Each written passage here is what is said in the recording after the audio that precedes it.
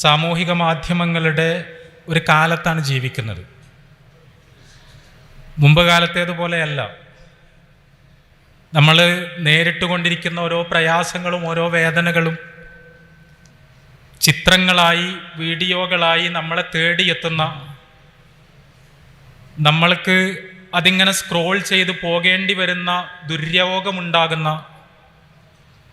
അവ മനസ്സിൽ മുറിവുകൾ സൃഷ്ടിക്കുമ്പോഴും അതിൽ നമുക്ക് ഒന്നും ചെയ്യാൻ കഴിയാത്തതിൻ്റെ ഗതികേട് നമ്മളെ തന്നെ തുറിച്ചു നോക്കുന്ന വല്ലാത്തൊരു കാലഘട്ടം.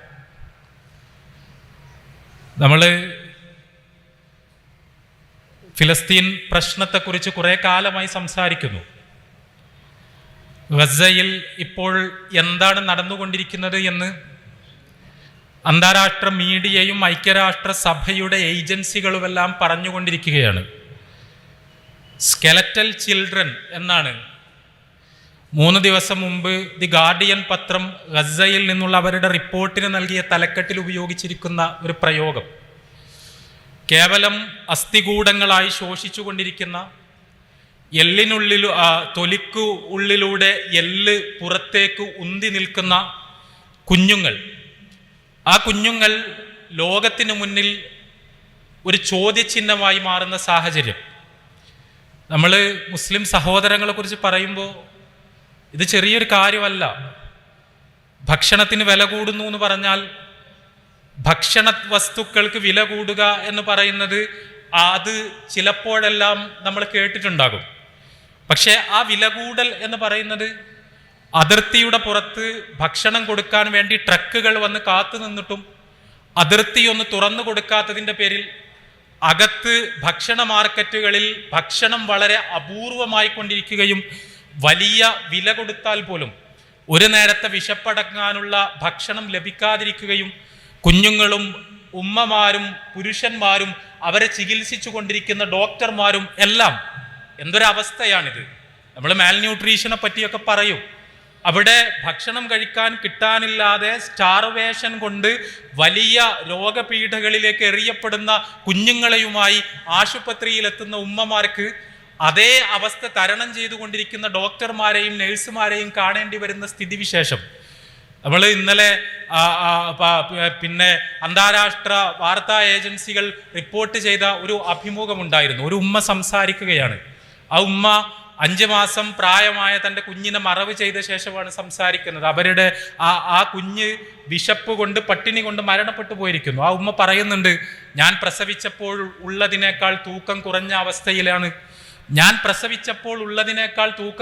അവസ്ഥയിലാണ് എൻ്റെ കുഞ്ഞിനെ ഞാൻ കഫൻ പുടവയിൽ പൊതിഞ്ഞിരിക്കുന്നത്. എന്തൊരു വർത്തമാനമാണത്. നമ്മൾക്കൊരു കുഞ്ഞുണ്ടായിട്ട് ആ കുഞ്ഞിന് പോഷണം നൽകാൻ കഴിയാത്ത അവസ്ഥ, ഈ ഉമ്മമാരുടെ മാറിൽ നിന്ന് മുലപ്പാൽ ചുരത്തപ്പെടാത്ത അവസ്ഥ. കാരണം അവർക്ക് അതിനുവേണ്ടി ഭക്ഷണം കഴിക്കാൻ കഴിയാത്ത സ്ഥിതിവിശേഷം. ഇത് നമ്മളെ വേദനിപ്പിച്ചു കൊണ്ടിരിക്കുകയാണ്, നമ്മളെ വേട്ടയാടിക്കൊണ്ടിരിക്കുകയാണ്. നമ്മൾ ആധുനികതയുടെ വാഗ്ദാനങ്ങളെ പറ്റിയാണ് വലിയ പ്രഘോഷണങ്ങൾ നടത്തിക്കൊണ്ടിരുന്നത്. നമ്മൾ മൊഡേണിറ്റിയെക്കുറിച്ച്, ആ മൊഡേണിറ്റിയുടെ പ്രോമിസുകളെ കുറിച്ച്, അത് നൽകുന്ന ലിബറേഷനെ കുറിച്ച്, അത് മനുഷ്യന് നൽകുന്ന ഡിഗ്നിറ്റിയെക്കുറിച്ച് വാതോരാതെ പലരും സംസാരിച്ചു കൊണ്ടിരിക്കുന്നു. അവിടെ യുക്തിവാദികളുണ്ട്, ലിബറലുകളുണ്ട്. നമ്മൾ 6-ാം നൂറ്റാണ്ടിൽ നിന്ന് ബസ് കിട്ടാതെ പ്രാകൃതത്വത്തിൽ സ്വയം ശ്വാസം മുട്ടി പിടഞ്ഞുകൊണ്ടിരിക്കുന്ന ഒരു സമൂഹമായി മുസ്ലിങ്ങളെ ചിത്രീകരിച്ചു കൊണ്ടിരിക്കുന്നവർ, മനുഷ്യാവകാശങ്ങളുടെ വലിയ പെരുമ്പറ മുഴക്കുന്നവർ, അവർ അക്ഷരാർത്ഥത്തിൽ അസ്ഥികൂടങ്ങളായി മാറിക്കൊണ്ടിരിക്കുന്ന കുഞ്ഞുങ്ങളോടും ഉമ്മമാരോടും എങ്ങനെ പെരുമാറുന്നു എന്നാണ് ലോകം കണ്ടുകൊണ്ടിരിക്കുന്നത്. ഞാൻ പറയുന്നത് ആദ്യമായിട്ടാണ് നമ്മൾക്ക് പ്രയാസങ്ങൾ ഉണ്ടാകുന്നത് എന്നല്ല. തീർച്ചയായും ഇതേപോലുള്ള വലിയ പ്രയാസങ്ങൾ എല്ലാ കാലഘട്ടത്തിലും മുസ്ലിങ്ങൾക്കുണ്ടായിട്ടുണ്ട്. അസ്സലാമു അലൈക്കും വറഹ്മത്തുള്ളാഹി. ബിസ്മില്ലാഹിർ റഹ്മാനിർ റഹീം. അൽഹംദുലില്ലാഹി റബ്ബിൽ ആലമീൻ. വസ്സലാത്തു വസ്സലാമു അലാ റസൂലിഹിൽ അമീൻ വഅലാ ആലിഹി വഅസ്ഹാബിഹി അജ്മഈൻ. അമ്മാ ബഅദ്.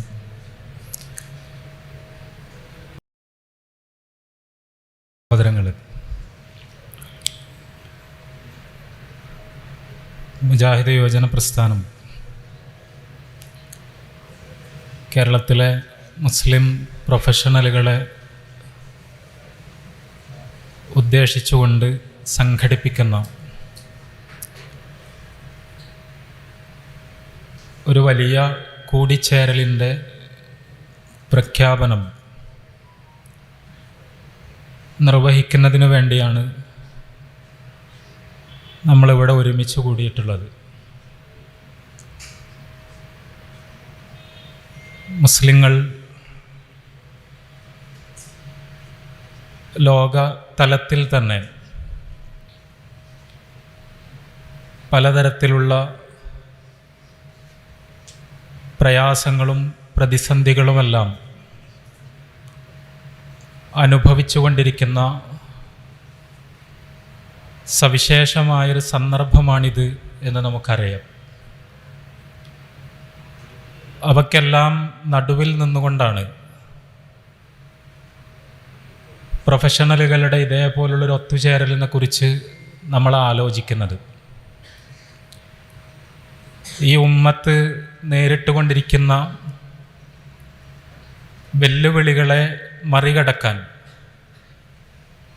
നമ്മൾക്ക് എന്തെല്ലാം ചെയ്യാൻ കഴിയുമെന്ന് നമ്മുടെ ബുദ്ധിപരമായ ശേഷിയെയും നമ്മുടെ സാമ്പത്തികമായ മൂലധനത്തെയും ആ വഴിയിൽ എങ്ങനെ ഫലപ്രദമായി വിനിയോഗിക്കാൻ കഴിയുമെന്ന് ചിന്തിക്കുവാൻ ഉപകാരപ്പെടേണ്ടതാണ് യഥാർത്ഥത്തിൽ ഇതേപോലെയുള്ള കൂട്ടായ്മകളെല്ലാം. നമ്മൾ സാമൂഹിക മാധ്യമങ്ങളുടെ ഒരു കാലത്താണ് ജീവിക്കുന്നത്. മുമ്പ് കാലത്തേതുപോലെയല്ല. നമ്മൾ നേരിട്ട് കൊണ്ടിരിക്കുന്ന ഓരോ പ്രയാസങ്ങളും ഓരോ വേദനകളും ചിത്രങ്ങളായി വീഡിയോകളായി നമ്മളെ തേടിയെത്തുന്ന, നമ്മൾക്ക് അതിങ്ങനെ സ്ക്രോൾ ചെയ്ത് പോകേണ്ടി വരുന്ന ദുര്യോഗമുണ്ടാകുന്ന, അവ മനസ്സിൽ മുറിവുകൾ സൃഷ്ടിക്കുമ്പോഴും അതിൽ നമുക്ക് ഒന്നും ചെയ്യാൻ കഴിയാത്തതിൻ്റെ ഗതികേട് നമ്മളെ തന്നെ തുറിച്ചു നോക്കുന്ന വല്ലാത്തൊരു കാലഘട്ടം. നമ്മൾ ഫിലസ്തീൻ പ്രശ്നത്തെക്കുറിച്ച് കുറേ കാലമായി സംസാരിക്കുന്നു.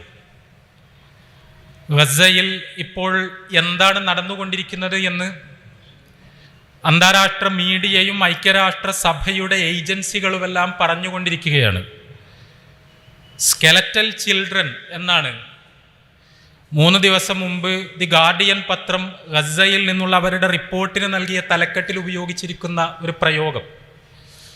കേവലം അസ്ഥികൂടങ്ങളായി ശോഷിച്ചുകൊണ്ടിരിക്കുന്ന, എല്ലിനുള്ളിൽ തൊലിക്കു ഉള്ളിലൂടെ എല്ല് പുറത്തേക്ക് ഉന്തി നിൽക്കുന്ന കുഞ്ഞുങ്ങൾ.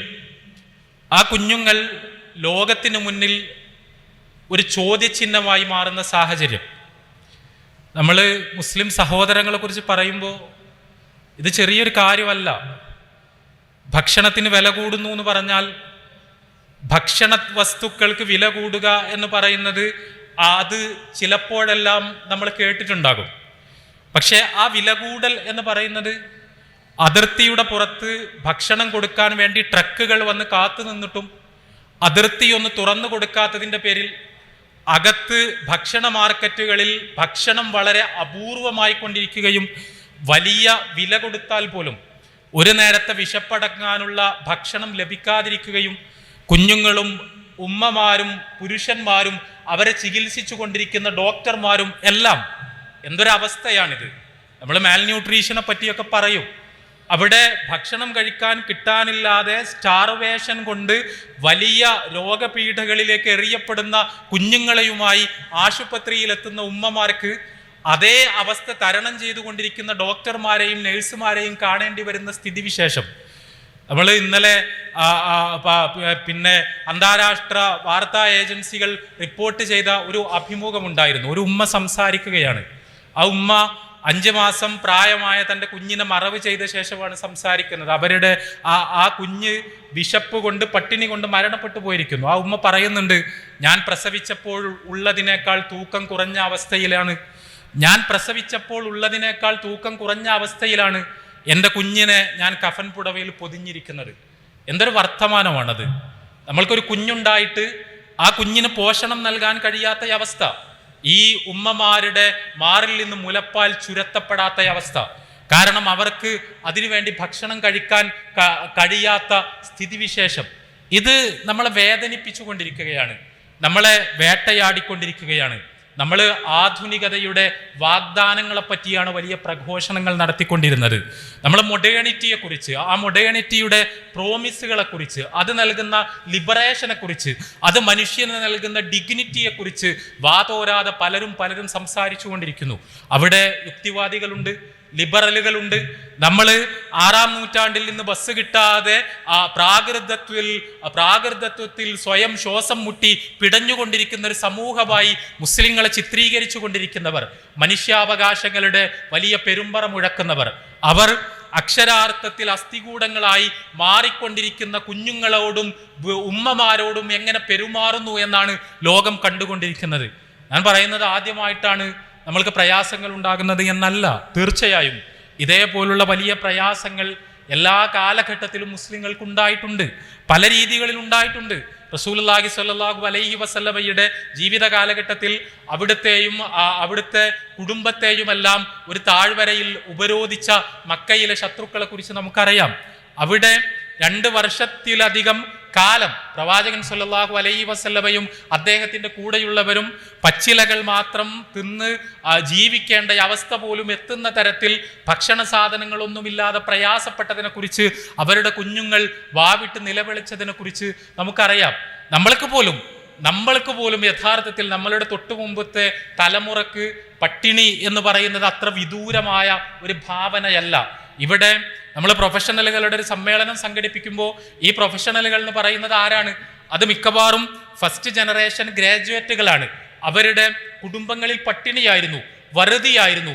നമ്മൾ എണ്ണപ്പണം, ഗൾഫ് കേരളത്തിന് വലിയൊരു തണലായി മാറുന്നത് വരെ പട്ടിണി ഇവിടെ വ്യാപകമായിരുന്നു എന്ന് നമുക്കറിയാം. മുസ്ലിങ്ങളും അതിൽ നിന്ന് വ്യത്യസ്തരായിരുന്നില്ല. നമ്മളുടെ വല്യുപ്പന്മാരോട് ചോദിച്ചാൽ, അല്ലെങ്കിൽ നമ്മളുടെ ഉപ്പമാരോട് ചോദിച്ചാൽ, ഭക്ഷണം ഇത്ര സമൃദ്ധമല്ലാതിരുന്ന, പട്ടിണി സാധാരണമായിരുന്ന, പലപ്പോഴും പറമ്പിൽ നിന്ന് കിട്ടുന്ന എന്തെങ്കിലുമൊക്കെ കിഴങ്ങുകൾ കഴിച്ച് വിശപ്പടക്കേണ്ടി വന്നിരുന്ന ഒരു ഭൂതകാലം അത്ര വിദൂരമല്ല അത്. അവിടെ നിന്ന് ഗൾഫിൽ പോയി അല്ലെങ്കിൽ മറ്റെന്തെങ്കിലും തൊഴിലുകളിൽ ഏർപ്പെട്ട് കഷ്ടപ്പെട്ട് പണമുണ്ടാക്കി ആ പണം കൊണ്ട് മക്കളെ പഠിപ്പിച്ച് ആ മക്കൾ എഞ്ചിനീയർമാരും ഡോക്ടർമാരുമെല്ലാമായി വളർന്നു വരുന്നത് കണ്ട് അവരുടെ സാമ്പത്തിക സമൃദ്ധി, ആ സമൃദ്ധി ഈ സമുദായം അനുഭവിക്കുവാൻ തുടങ്ങിയ ഒരു കാലഘട്ടത്തിലാണ് നമ്മൾ ജീവിക്കുന്നത്. നമ്മൾക്ക് ഈ തലമുറക്ക് അത് അത്ര തന്നെ മനസ്സിലായിക്കൊള്ളണമെന്നില്ല എന്ന് മാത്രമേ ഉള്ളൂ. ഞാൻ സൂചിപ്പിക്കുന്നത് വലിയ അനുഗ്രഹങ്ങളുടെ നടുവിലാണ് നമ്മൾ ജീവിക്കുന്നത് എന്നാണ്. ആ അനുഗ്രഹങ്ങൾ പലപ്പോഴും നമ്മൾ മറന്നു പോകുന്നു എന്നതാണ് യാഥാർത്ഥ്യം. ഗസയുടെ വർത്തമാന യാഥാർത്ഥ്യത്തെ, കേരളത്തിന്റെ ഏതാനും പതിറ്റാണ്ടുകൾക്ക് മുമ്പുള്ള യാഥാർത്ഥ്യത്തെ നമ്മളുടെ ജീവിതവുമായി നമ്മൾ തട്ടിച്ചു നോക്കുക. നമ്മൾ പ്രൊഫഷണലുകളാണ് എന്നൊക്കെ പറയുമ്പോൾ, നമ്മൾ ഒരു IT പ്രൊഫഷണലാണ്, ഞാനൊരു എഞ്ചിനീയറാണ്, ഞാനൊരു ഡോക്ടറാണ് എന്ന് പറയുമ്പോൾ അതിൽ അടങ്ങിയിട്ടുള്ള ബ്ലെസ്സിങ്, നമ്മളുടെ ജീവിതത്തിന് അത് കൊണ്ടുവന്നിരിക്കുന്ന സുസ്ഥിരത, അത് കൊണ്ടുവന്നിരിക്കുന്ന ഭദ്രത, നമ്മളുടെ ജീവിതത്തിന് അത് കൊണ്ടുവന്നിരിക്കുന്ന വളർച്ച, നമ്മളുടെ ജീവിതാവസ്ഥകളിൽ ഉണ്ടായിരിക്കുന്ന മാറ്റം, ആ മാറ്റത്തെക്കുറിച്ച് വളരെ ഗൗരവത്തോടു കൂടി ആലോചിക്കുവാൻ നമുക്ക് കഴിയേണ്ടതുണ്ട്. എന്താണ് പുതിയ കാല കേരളീയ യുവത്വത്തിന്റെ പ്രശ്നം? എന്താണ് പുതിയ കാലത്ത് കേരളത്തിലെ കൗമാരം അനുഭവിച്ചു കൊണ്ടിരിക്കുന്ന പ്രശ്നം? അത് ഒബസിറ്റിയാണ്, അത് കൊളസ്ട്രോൾ ആണ്, അത് ഷുഗറാണ്, അത് പ്രഷറാണ്, അത് തീർച്ചയായും ഫാറ്റി ലിവറാണ്. ഞാൻ സൂചിപ്പിക്കുന്നത് തിന്നാൻ കിട്ടാത്തതല്ല നമ്മുടെ പ്രശ്നം, തിന്നാൻ എമ്പാടും ഉണ്ടായതാണ് ഇപ്പോൾ നമ്മുടെ പ്രശ്നം. നമ്മൾ തിന്നാണ് ഇപ്പോൾ രോഗികളായിക്കൊണ്ടിരിക്കുന്നത്, തിന്നാൻ കിട്ടാതെയല്ല നമ്മൾ രോഗികളാകുന്നത്. എന്ന് പറഞ്ഞാൽ അത്രത്തോളം സമൃദ്ധിയിലേക്ക്, ആ സമൃദ്ധിയുടെ തണുപ്പിലേക്ക്, സമൃദ്ധിയുടെ സൗകര്യങ്ങളിലേക്ക് നമ്മൾ എടുത്തു കൊണ്ടുപോകപ്പെട്ടിരിക്കുന്നു എന്നാണ് അതിൻ്റെ അർത്ഥം. അവിടെ വെച്ചാണ് നമ്മൾ അള്ളാഹുവിനോട് എത്രത്തോളം നന്ദിയുള്ളവരായിരിക്കണം എന്ന് നമ്മൾ ആലോചിക്കേണ്ടത്. മുൻപിൽ ഇഷ്ടം പോലെ ഭക്ഷണം ഉണ്ടായിട്ട് ഇനിയും ഭക്ഷണം കഴിച്ചാൽ എൻ്റെ ആരോഗ്യം താറുമാറിലാകുമോ എന്ന് പേടിക്കേണ്ട ഒരവസ്ഥയിലേക്ക് യുവത്വം പോയിപ്പോവുകയും വളരെ വളരെ സ്ട്രിക്റ്റായ ഡയറ്റിംഗ് പ്രാക്ടീസുകൾ അത് പ്രചാരം ആർജിക്കുകയും ചെയ്യുന്ന ഒരു കാലഘട്ടം. എന്തുമാത്രം അള്ളാഹുവിൻ്റെ അനുഗ്രഹങ്ങളുടെ ആശ്ലേഷത്തിന് നടുവിലാണ് നമ്മൾ ജീവിക്കുന്നത് എന്ന് നമ്മൾ ആലോചിച്ച് നോക്കുക. നമ്മൾ പ്രൊഫഷണലുകൾക്ക് വേണ്ടി ഇവിടെ ധാരാളം മോട്ടിവേഷണൽ സ്പീച്ചുകൾ നടന്നുകൊണ്ടിരിക്കുന്നു, വർക്ക്ഷോപ്പുകൾ നടന്നുകൊണ്ടിരിക്കുന്നു. ജീവിതത്തിൽ എങ്ങനെ സമാധാനം കണ്ടെത്താമെന്നതിനെ കുറിച്ച് വലിയ പ്രസംഗങ്ങളും സെമിനാറുകളും വർക്ക്ഷോപ്പുകളും എല്ലാം നടന്നുകൊണ്ടിരിക്കുന്നു. ഗ്രാറ്റിറ്റ്യൂഡിനെ കുറിച്ച്, അപ്രീസിയേഷനെ കുറിച്ച് ഒക്കെ ഇവിടെ വലിയ സാങ്കേതിക പദങ്ങൾ ഉപയോഗിച്ചുകൊണ്ടുള്ള ക്ലാസുകൾ നടന്നുകൊണ്ടിരിക്കുന്നു. നമ്മൾ ജീവിതത്തിൽ അനുഭവിച്ചു കൊണ്ടിരിക്കുന്ന നന്മകളെയും സുഖസൗകര്യങ്ങളെയും എല്ലാം അപ്രീഷിയേറ്റ് ചെയ്യാൻ നമ്മൾക്ക് പറ്റണം. നിങ്ങൾക്ക് നിരാശ തോന്നുന്ന സമയത്ത്, നിങ്ങൾക്ക് പ്രതിസന്ധി ഉണ്ടാകുന്ന സമയത്ത്, നിങ്ങൾ ഡെസ്പറേറ്റ് ആകുന്ന സമയത്ത്, നിങ്ങൾ ഡിപ്രസ്ഡ് ആകുന്ന സമയത്ത് അല്ല, എനിക്ക് ജീവിതത്തിൽ സന്തോഷിക്കുവാൻ ഒരുപാട് കാരണങ്ങളുണ്ട് എന്ന് മനസ്സിലാക്കണം. അതിനെ അപ്രീഷിയേറ്റ് ചെയ്യണം. അത് നിങ്ങൾക്ക് നൽകുന്നവരോടുള്ള ഒരു ഗ്രാറ്റിറ്റ്യൂഡ് നിങ്ങളുടെ മനസ്സിലേക്ക് കൊണ്ടുവരണം. അപ്പോൾ മാത്രമേ നിങ്ങൾക്ക് സമാധാനം കൈവരിക്കാൻ കഴിയൂ എന്ന് പറഞ്ഞുകൊണ്ട് അപ്രീസിയേഷന്റെയും ഗ്രാറ്റിറ്റ്യൂഡിന്റെയും ഒരു കൾച്ചർ എങ്ങനെ നിങ്ങളിൽ കൾട്ടിവേറ്റ് ചെയ്യാമെന്ന് പഠിപ്പിക്കുവാൻ വേണ്ടി 10,000-ഉം 50,000-ഉം ഫീസ് വാങ്ങി വർക്ക്ഷോപ്പുകൾ സംഘടിപ്പിക്കുന്ന മോട്ടിവേറ്റർമാരുള്ള ഒരു കാലഘട്ടത്തിലാണ് നമ്മൾ ജീവിക്കുന്നത്.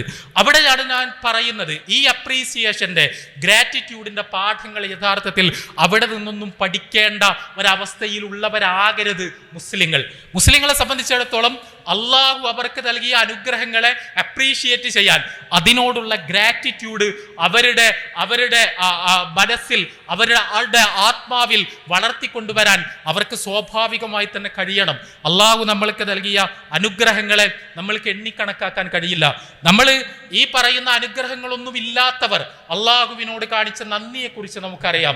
നമ്മൾ സാധാരണ മദീനയിൽ റസൂലുള്ളാഹി സ്വല്ലല്ലാഹു അലൈഹി വസല്ലമ അവിടുത്തെ ഭരണകർത്താവായിരുന്ന കാലഘട്ടത്തെക്കുറിച്ച് നമുക്കറിയാം. അവിടെ പട്ടിണി ഉണ്ടായിരുന്നു. മദീനയിൽ മസ്ജിദുൻ നബവിയിൽ, ആ മസ്ജിദുൻ നബവിയുടെ ഏറ്റവും പുറകുവശത്ത് അസ്ഹാബു സുഫ എന്നറിയപ്പെട്ടിരുന്ന പ്രവാചകൻ സ്വല്ലല്ലാഹു അലൈഹി വസല്ലമയുടെ സഹാബിമാരിലെ ഒരു സംഘത്തിന് താമസിക്കുവാനുള്ള സ്ഥലമായിരുന്നു എന്ന് നമുക്കറിയാം. അവർക്ക് സ്വന്തമായി വീടുണ്ടായിരുന്നില്ല, അവർക്ക് കുടുംബം ഉണ്ടായിരുന്നില്ല, അവർക്ക് ഭാര്യയുണ്ടായിരുന്നില്ല, അവർക്ക് ഭക്ഷണം തേടി പോകാൻ ഒരു സ്ഥലമുണ്ടായിരുന്നില്ല. അവരെപ്പോഴും പള്ളിയിൽ തന്നെ ആയിരുന്നു. റസൂലുള്ളാഹി സ്വല്ലല്ലാഹു അലൈഹി വസല്ലമ പറയുന്ന ഒരു വാക്ക് പോലും തങ്ങൾക്ക് നഷ്ടപ്പെടാതിരിക്കാൻ നബി സല്ലല്ലാഹു അലൈഹി വസല്ലമയുടെ ഒരു അധ്യാപനം പോലും തങ്ങൾക്ക് നഷ്ടപ്പെടുന്നില്ല എന്ന് ഉറപ്പുവരുത്താൻ എപ്പോഴും പ്രവാചകൻ സല്ലല്ലാഹു അലൈഹി വസല്ലമയുടെ കൂടെ തന്നെ നിൽക്കുവാനുള്ള അതിയായ ആഗ്രഹം കൊണ്ട് അവർ പള്ളിയുടെ പിറകിൽ തന്നെ തമ്പടിക്കുകയായിരുന്നു. അവരെയാണ് നമ്മൾ അസ്ഹാബു സുഫ എന്ന് പറയുന്നത്. നമസ്കാരത്തിൽ എഴുന്നേറ്റ് നിൽക്കാൻ കഴിയാത്തത് കൊണ്ട്, ദിവസങ്ങളോളം ഭക്ഷണം കഴിക്കാതെ പട്ടിണി കിടന്ന് നമസ്കാരത്തിൽ എഴുന്നേറ്റ് നിൽക്കാൻ കഴിയാത്തത് കൊണ്ട്, നമസ്കാരത്തിനിടയിൽ വീണുപോകുന്ന മനുഷ്യർ, അവിടെ അവർക്ക് അവരുടെ നടുനിവർത്താൻ കഴിയാത്തത് കൊണ്ട് വയറിൽ കല്ല് കെട്ടി ജീവിക്കുന്ന മനുഷ്യർ, ഇതാരെയെങ്കിലും കുറിച്ചല്ല നമ്മൾ പറയുന്നത്. ഈ അസ്ഹാബു സുഫയിലെ ഏറ്റവും പ്രധാനപ്പെട്ട, ഏറ്റവും പ്രസിദ്ധനായ സഹാബിയുടെ പേര് നമ്മൾക്ക് എല്ലാവർക്കും അറിയും, അബൂ ഹുറൈറ റളിയല്ലാഹു അൻഹുവിന്റെ പ്രശ്നം എന്താണ്? ഒരു നേരത്തെ ഭക്ഷണം, അത് എല്ലാ ദിവസവും കിട്ടുക എന്നുള്ളതല്ല, എപ്പോഴെങ്കിലും ഒന്ന് ജീവൻ നിലനിർത്താൻ വേണ്ടി ഭക്ഷണം കിട്ടുക എന്നതാണ് അബൂ ഹുറൈറ റളിയല്ലാഹു അൻഹുവിന്റെ പ്രശ്നം. അതിന് അദ്ദേഹത്തിന് വഴിയില്ല. പക്ഷേ ആ അബൂ ഹുറൈറ റളിയല്ലാഹു അൻഹു പള്ളി വിട്ടു പോകാതെ റസൂലുള്ളാഹി സ്വല്ലല്ലാഹു അലൈഹി വസല്ലമയുടെ ഇൽമിന്റെ സദസ്സുകളിൽ പങ്കെടുത്തുകൊണ്ടേയിരിക്കുകയാണ്. ആ ഇൽമിന്റെ സദസ്സുകളൊന്നും നഷ്ടപ്പെടുത്താതിരിക്കുകയാണ്. എന്നിട്ട് നമ്മൾക്കറിയാം, ഇന്ന് പ്രവാചകൻ സല്ലല്ലാഹു അലൈഹി വസല്ലമയിൽ നിന്ന് ഏറ്റവും അധികം ഹദീസുകൾ നിവേദനം ചെയ്ത സഹാബിമാരെ പറയുമ്പോൾ അതിന്റെ മുൻനിരയിൽ നമ്മൾ അബൂ ഹുറൈറ റളിയല്ലാഹു അൻഹുവിനെ പറയുന്നു. അത് ഗ്രാറ്റിറ്റ്യൂഡാണ്, അള്ളാഹുവിനോടുള്ള നന്ദിയാണ്. യമനിലായിരുന്ന അബൂ ഹുറൈറ റളിയല്ലാഹു അൻഹു ശിർക്കുപേക്ഷിച്ച് തൗഹീദ് മനസ്സിലായി. റസൂലുള്ളാഹി സ്വല്ലല്ലാഹു അലൈഹി വസല്ലമയുടെ നുബൂവത്ത് മനസ്സിലാക്കാൻ ഭാഗ്യമുണ്ടായി. അങ്ങനെ മദീനയിലേക്ക് ഹിജ്റ ചെയ്ത് വന്ന് എത്തിയ അബൂ ഹുറൈറ റളിയല്ലാഹു അൻഹുവിന് പ്രവാചകൻ സ്വല്ലല്ലാഹു അലൈഹി വസല്ലമയിൽ നിന്ന് കിട്ടിയ ഈ വെളിച്ചം എന്ത് ത്യാഗം സഹിച്ചിട്ടാണെങ്കിലും അടുത്ത തലമുറകൾക്ക് കൈമാറാൻ എന്നെ കൊണ്ട് കഴിയുന്ന വിധത്തിൽ ഞാൻ കഠിനാധ്വാനം ചെയ്യണമെന്ന ദൃഢനിശ്ചയത്തോടുകൂടി നന്ദിയുടെ ഉടൽ രൂപമായി ഒരു മനുഷ്യൻ മാറുകയായിരുന്നു. ജീവിതത്തിൽ ഈ പ്രയാസങ്ങളെല്ലാം ഉണ്ടായിട്ടും ആ പ്രയാസങ്ങൾക്ക് നടുവിൽ നിന്ന് ഇസ്ലാമിന്റെ വെളിച്ചം പ്രസരിപ്പിക്കുന്നതിന് വേണ്ടി അബൂ ഹുറൈറ റളിയല്ലാഹു അൻഹു നടത്തിയ കഠിനാധ്വാനങ്ങൾ, ആ കഠിനാധ്വാനങ്ങളിൽ നിന്നാണ് നമ്മൾ ഇന്ന് കാണുന്ന ഹദീസുകളുടെ ഏറിയ കൂറും ഇവിടെ ഉണ്ടായത് എന്ന കാര്യം നമ്മൾ മറക്കാതിരിക്കുക. അവിടെ നിന്ന് എങ്ങനെയാണ് അള്ളാഹുവിനോട് നന്ദി പ്രകാശിപ്പിക്കേണ്ടത് എന്ന് നമ്മൾ സ്വയം ചോദിക്കുക. അതിനുള്ള മാർഗങ്ങൾ നമ്മൾ കണ്ടെത്തുക. നമ്മൾ ലിബറലിസത്തിന്റെ ഒരു യുഗത്തിലാണ് നമ്മൾ ജീവിക്കുന്നത്. ആ യുഗം എന്ന് പറയുമ്പോൾ നമ്മൾ നമ്മളുടെ വലുപ്പത്തെ കുറിച്ചാണ് പറയുന്നത്. എൻ്റെ ശരീരം എന്ന് പറയുമ്പോൾ എൻ്റെ ഇഷ്ടം, എൻ്റെ ശരീരം കൊണ്ട് എനിക്കിഷ്ടമുള്ളത് എന്തും ചെയ്യാൻ എനിക്ക് അവകാശമുണ്ട് എന്ന അറോഗൻസിന്റെ, അഹങ്കാരത്തിന്റെ ആ ശൈലിയിലുള്ള വർത്തമാനം, ആ വർത്തമാനത്തെയാണ് പുതിയ കാലത്തെ മുദ്രാവാക്യമായി അവതരിപ്പിച്ചു കൊണ്ടിരിക്കുന്നത്. അത് അഹങ്കാരം എന്നതിനപ്പുറത്ത് എത്ര വലിയ വിവരക്കേടാണ് എന്ന്, ധാർഷ്ട്യമാണ് എന്ന്, ധിക്കാരമാണ് എന്ന് നമുക്കറിയാം. എൻ്റെ ശരീരം എന്ന് പറയണമെങ്കിൽ ഞാൻ ഏതെങ്കിലും കടയിൽ പോയി പണം കൊടുത്ത് വാങ്ങിയ ഒരു ശരീരമല്ല ഇത്.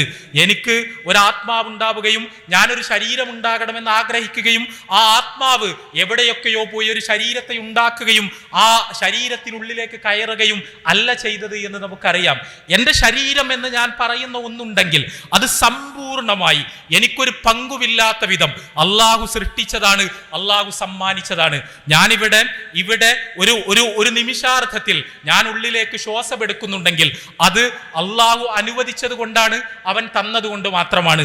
ഞാനൊരു ഇറക്ക് വെള്ളം കുടിക്കുന്നുണ്ടെങ്കിൽ, ഞാനൊരു ഉരുള ഭക്ഷണം കഴിക്കുന്നുണ്ടെങ്കിൽ, ഞാൻ ഇവിടെ എന്തെങ്കിലും കാണുന്നുണ്ടെങ്കിൽ, ഞാൻ എന്തെങ്കിലും കേൾക്കുന്നുണ്ടെങ്കിൽ, ഞാൻ എൻ്റെ ഇന്ദ്രിയങ്ങൾ ഉപയോഗിക്കുന്നുണ്ടെങ്കിൽ, ഞാൻ എൻ്റെ തലച്ചോറ് ഉപയോഗിക്കുന്നുണ്ടെങ്കിൽ, ഞാൻ എന്തെങ്കിലും പഠിക്കുന്നുണ്ടെങ്കിൽ, ഞാൻ എന്തെങ്കിലും മനസ്സിലാക്കുന്നുണ്ടെങ്കിൽ, ഞാൻ എന്തെങ്കിലും സ്പർശം അനുഭവിക്കുന്നുണ്ടെങ്കിൽ, ഞാൻ എൻ്റെ ഇണയിൽ നിന്ന് ശാരീരികമായ ആസ്വാദനങ്ങൾ അനുഭവിക്കുന്നുണ്ടെങ്കിൽ, ഇതിലെല്ലാം തന്നെ എൻ്റെ പങ്ക് പൂജ്യമാണ്.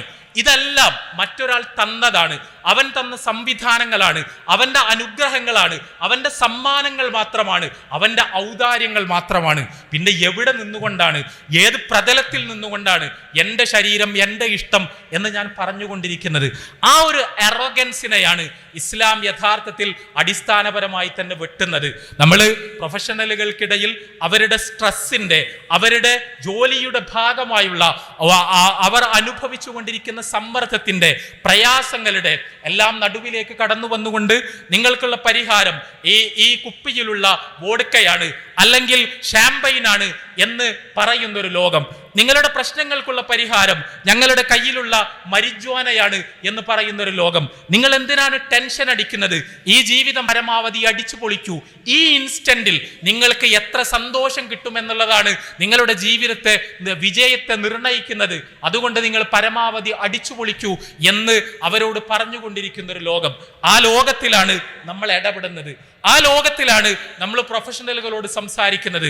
വളരെ വളരെ ശാന്തമായി നമ്മൾ മനസ്സിലാക്കേണ്ട ചില യാഥാർത്ഥ്യങ്ങളുണ്ട്. നമ്മൾ അള്ളാഹുവുമായുള്ള ബന്ധം എന്ന് നമ്മൾ പറയുമ്പോൾ പലപ്പോഴും നമ്മൾ പറഞ്ഞ് പഠിപ്പിക്കപ്പെടുന്നത്, നമ്മൾ പറഞ്ഞ് പറ്റിക്കപ്പെടുന്നത് നമ്മുടെ സന്തോഷം ഇങ്ങനെയുള്ള കാര്യങ്ങളിലാണ് എന്നാണ്. അല്ല, ഒരിക്കലുമല്ല. നമ്മുടെ സന്തോഷം അതിലൊന്നുമല്ല. നമ്മളെന്ന് പറയുമ്പോൾ ഞാൻ ആവർത്തിച്ച് പറയുന്നു, നമുക്കൊരു ആത്മാവുണ്ട്. ആ ആത്മാവിന്റെ വാഹനം മാത്രമാണ് യഥാർത്ഥത്തിൽ നമ്മുടെ ശരീരം. ഈ ശരീരം ചുക്കിച്ചുളിയും, ഈ ശരീരം മരിക്കും, അത് മണ്ണിലലിയും. അത് നമുക്കെല്ലാവർക്കും അറിയാം. നമ്മൾ എന്ന് പറയുന്നത് ഈ ശരീരമല്ല എന്ന് നമ്മൾക്ക് എല്ലാവർക്കും അറിയാം. എൻ്റെ ശരീരം എന്ന് ഞാൻ പറയുന്നത് അതുകൊണ്ടാണ്.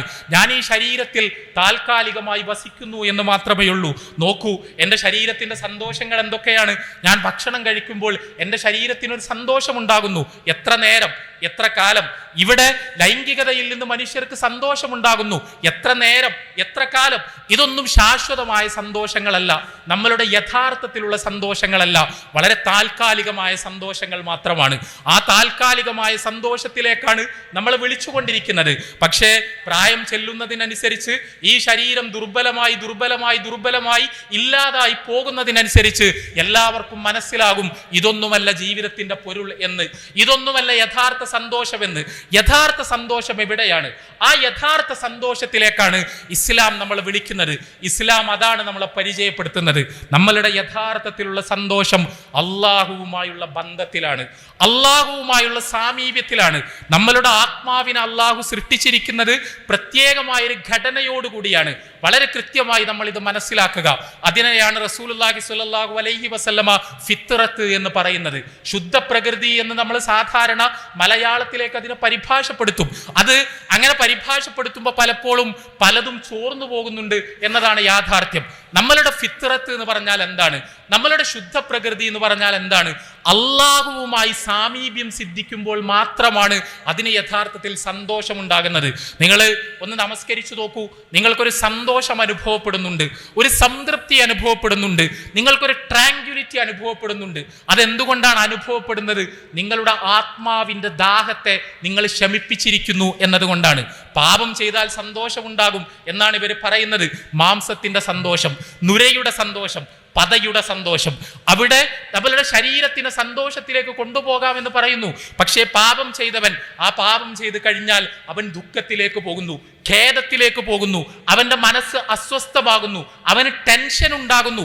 കാരണം നമ്മുടെ ശുദ്ധ പ്രകൃതി അവിടെ അലങ്കോലപ്പെടുകയാണ്. അള്ളാഹുവിൽ നിന്ന് നമ്മൾ അകലേക്ക് നടക്കുമ്പോൾ നമ്മൾക്ക് സങ്കടമുണ്ടാകും.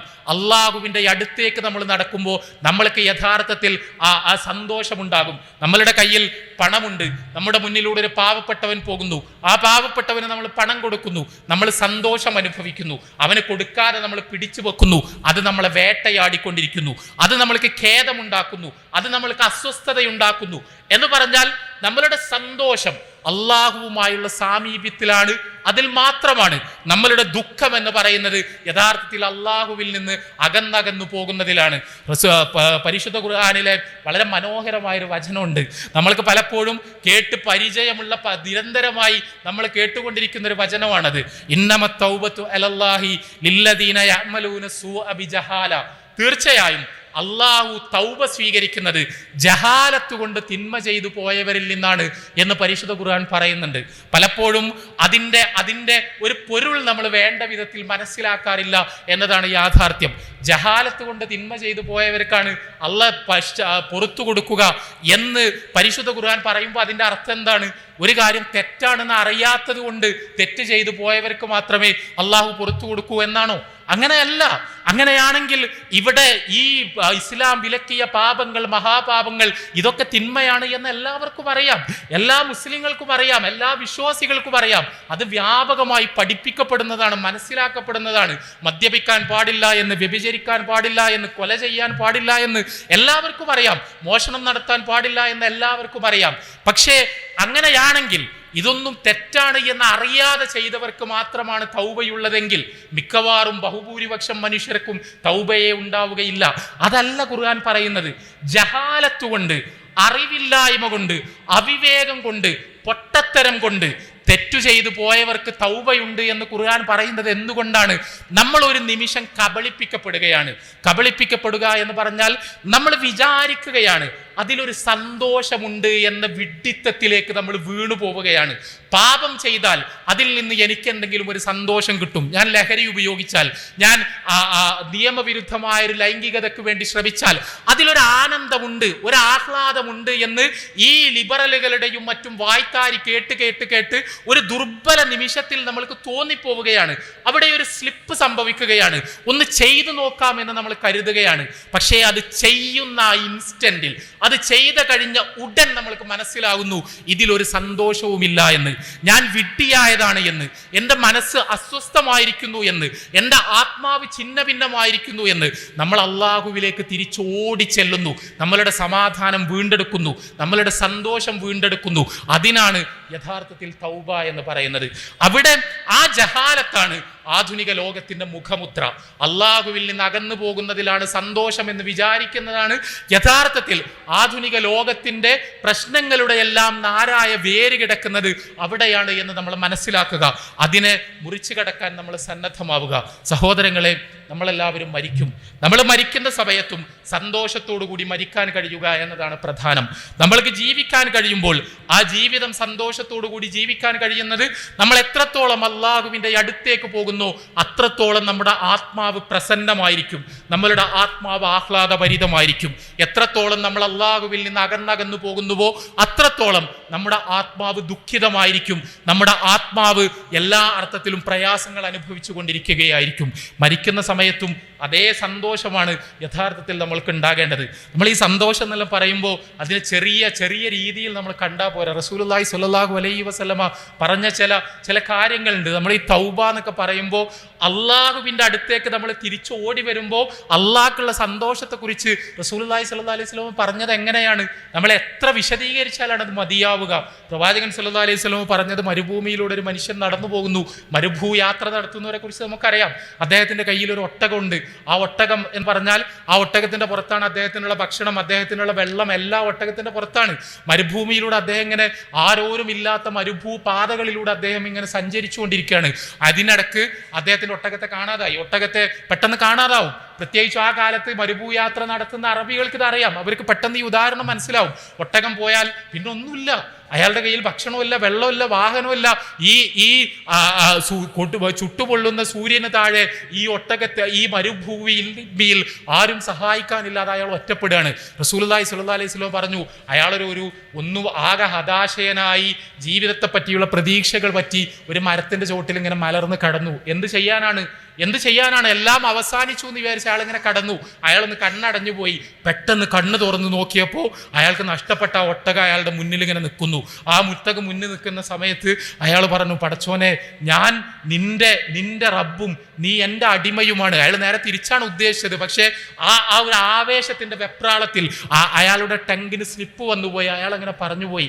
ഇത് പറഞ്ഞിട്ട് റസൂലുള്ളാഹി സ്വല്ലല്ലാഹു അലൈഹി വസല്ലം പറഞ്ഞത്, അപ്പോൾ അയാൾക്കുണ്ടാകുന്ന സന്തോഷത്തേക്കാൾ വലുതാണ് നിങ്ങളിൽ ഒരാൾ തൗബ ചെയ്ത് അള്ളാഹുവിൻ്റെ അടുത്തേക്ക് മടങ്ങി വരുമ്പോൾ അള്ളാഹ്ക്കുണ്ടാകുന്ന സന്തോഷം. എത്ര മനോഹരമായൊരു കാര്യമാണിത്. നമ്മൾ മനസ്സിലാക്കേണ്ടത്, നമ്മളുടെ സന്തോഷം അള്ളാഹുവുമായുള്ള സാമീപ്യത്തിലാണ് എന്ന് പറയുന്നത് പോലെ തന്നെ ശരിയാണ് അള്ളാഹുവിൻ്റെ സന്തോഷം നമ്മളുമായുള്ള സാമീപ്യത്തിലാണ് എന്ന് പറയുന്നതും. ഇത്ര മനോഹരമാണ് ഇസ്ലാമിലെ ദൈവവിശ്വാസം എന്ന് പറഞ്ഞാൽ. അള്ളാഹ്ക്ക് നമ്മൾ അള്ളാഹിൻ്റെ അടുത്തുണ്ടാണ് ഇഷ്ടം. നമ്മൾ അള്ളാഹിൻ്റെ അടുത്ത് നിന്ന് ദൂരേക്ക് പോകുന്നതാണ് അള്ളാഹുവിന് ഇഷ്ടമില്ലാത്തത്.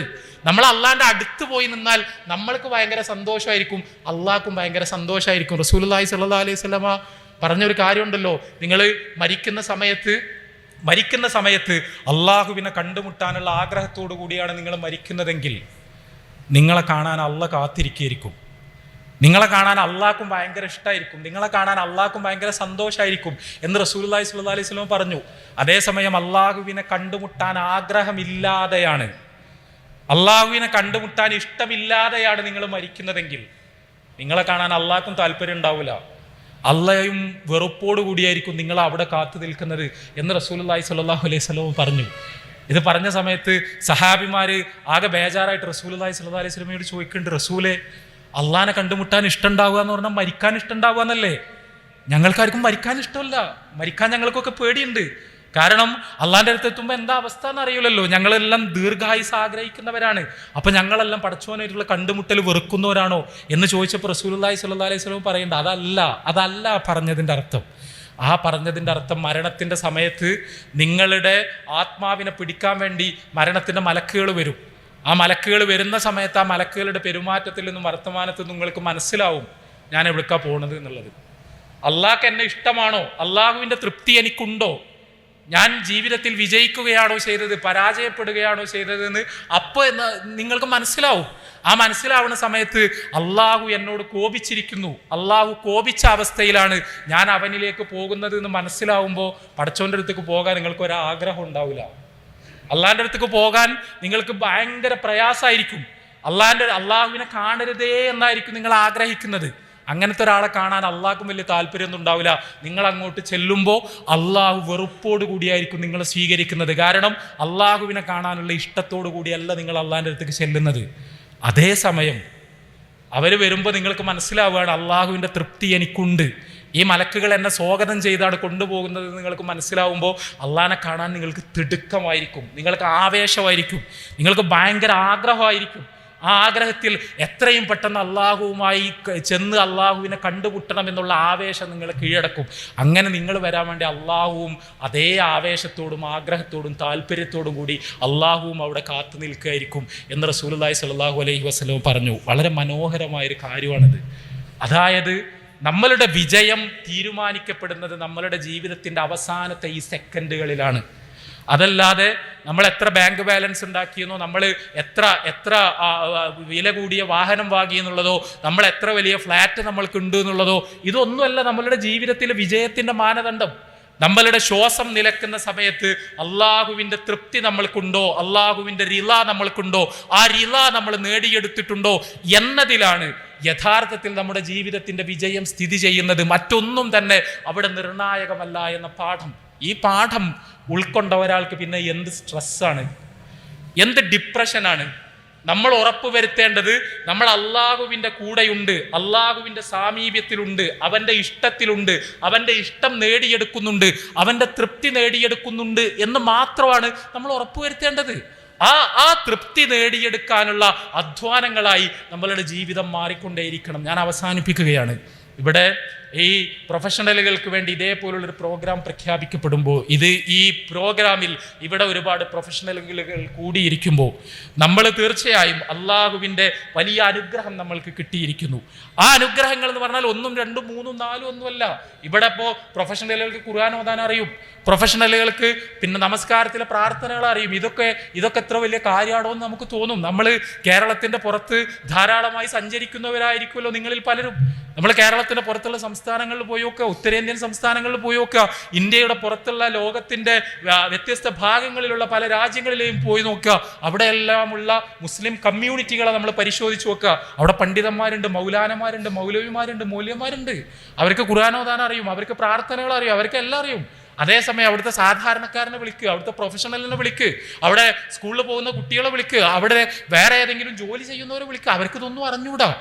അവർക്ക് ഇതിൽ വിദ്യാഭ്യാസം കിട്ടിയിട്ടില്ല. ഭൗതിക വിദ്യാഭ്യാസവും മതവിദ്യാഭ്യാസവും തമ്മിൽ വെള്ളം കടക്കാത്ത അറകളായി പരസ്പരം വേർതിരിച്ച് നിർത്തപ്പെടുകയും, അറബി വായിക്കാൻ പോലും അറിയാത്ത, ഖുർആൻ ഓതാൻ പോലും അറിയാത്ത നമസ്കാരത്തിലെ ആ തെറ്റിദ്ധാരണകളുടെ വലിയ ഒരു വിളനിലം എന്ന് പറയുന്നത് പലപ്പോഴും പ്രൊഫഷണലുകളുടെ ഒരു സമൂഹമാണെന്നുള്ളതാണ് അതിൻ്റെ യാഥാർത്ഥ്യം. കാരണം വളരെ ഗൗരവമേറിയ, വളരെ വിശകലനാത്മകമായ സാമൂഹിക ശാസ്ത്ര പഠനങ്ങൾ വായിക്കുന്നത് കുറഞ്ഞ അത്തരം രീതികൾക്ക് പകരം മിക്കവാറും ഇൻ്റർനെറ്റ് സൈറ്റുകളിലെ ബ്രൗസിങ്ങുകളിലൂടെ വിവരങ്ങൾ മനസ്സിലാക്കിക്കൊണ്ടിരിക്കുന്ന ഒരു സമൂഹം എന്നുള്ള നിലക്ക് ഇസ്ലാമിനെ പറ്റിയുള്ള മിസ്കോൺസെപ്ഷൻസ് അത് വളരെ വ്യാപകമായി പ്രൊഫഷണലുകൾക്കിടയിൽ വിതരണം ചെയ്യപ്പെടുന്നതും സ്വീകരിക്കപ്പെടുന്നതും ഒക്കെ നമുക്ക് കാണാൻ കഴിയും. ഇപ്പോഴത്തെ നമ്മളുടെ ഇന്ത്യയിൽ നമുക്കറിയാം, നമ്മൾ ഇസ്ലാമിനെ പറ്റി തെറ്റിദ്ധരിക്കുന്നു, ഇസ്ലാമിൻ്റെ അത് തെറ്റിദ്ധരിക്കുന്നു, ഇത് തെറ്റിദ്ധരിക്കുന്നു, ഇസ്ലാമിലെ ജിഹാദ് തെറ്റിദ്ധരിക്കുന്നു എന്നൊക്കെ നമ്മൾ പറഞ്ഞിരുന്നിടത്ത് നിന്ന് ഷഹാദത്ത് കലിമയാണ് ഇപ്പോൾ ഇസ്ലാമിനെതിരിൽ നടന്നുകൊണ്ടിരിക്കുന്ന പ്രചാരണ യുദ്ധത്തിൻ്റെ കേന്ദ്രസ്ഥാനത്തുള്ളത്. പ്രത്യേകിച്ചും കശ്മീരിലെ പഹൽഗാം സംഭവത്തിന് ശേഷം ഇസ്ലാമിൻ്റെ ഏറ്റവും അടിസ്ഥാനമായ പരിശുദ്ധ ഷഹാദത്ത് കലിമകൾ പോലും ഭീകരവൽക്കരിച്ച് അവതരിപ്പിക്കപ്പെടുന്ന, അതിനെ ഉപയോഗിച്ചുകൊണ്ട് പോലും ഇസ്ലാം ഭീതി വളർത്തുന്ന വളരെ സവിശേഷമായൊരു സാഹചര്യത്തിലൂടെയാണ് നമ്മൾ കടന്നുപോയിക്കൊണ്ടിരിക്കുന്നത്. അതുകൊണ്ട് തന്നെ ഈ പറഞ്ഞ ദൗത്യങ്ങൾക്കെല്ലാം ഒപ്പം ഈ വിശാലമായ പ്രൊഫഷണൽ സമൂഹത്തിലേക്ക് കടന്നു ചെല്ലാനും, അവർക്ക് മുന്നിൽ ഇസ്ലാമിൻ്റെ സൗന്ദര്യം തുറന്നു വെക്കാനും, അവരുടെ മനസ്സിലുള്ള തെറ്റിദ്ധാരണകൾ നീക്കാനും ഈ ഷഹാദത്ത് കലിമ എന്ന് പറയുന്നത് അവരോടുകൂടിയുള്ള അള്ളാഹുവിൻ്റെ സ്നേഹത്തിൻ്റെ ഭാഗമായി അവതരിപ്പിക്കപ്പെട്ടിട്ടുള്ള പരിശുദ്ധ വചനങ്ങളാണ് എന്നവരെ ബോധ്യപ്പെടുത്താനുമെല്ലാം വലിയ അധ്വാനങ്ങൾ ആവശ്യമുണ്ട്. അതിനെല്ലാമുള്ള തിരിച്ചറിവുകൾക്ക് ഉപയുക്തമാകണം ഇതേപോലെയുള്ള കൂട്ടായ്മകൾ. അതിന് ഇവിടെ നടന്ന സംസാരങ്ങളും ഉപകാരപ്പെടട്ടെ എന്ന് പ്രാർത്ഥിച്ചുകൊണ്ട് അവസാനിപ്പിക്കുന്നു. വാഹിർ ദഅ്വാനാ അൽഹംദുലില്ലാഹി റബ്ബിൽ ആലമീൻ. അസ്സലാമു അലൈക്കും.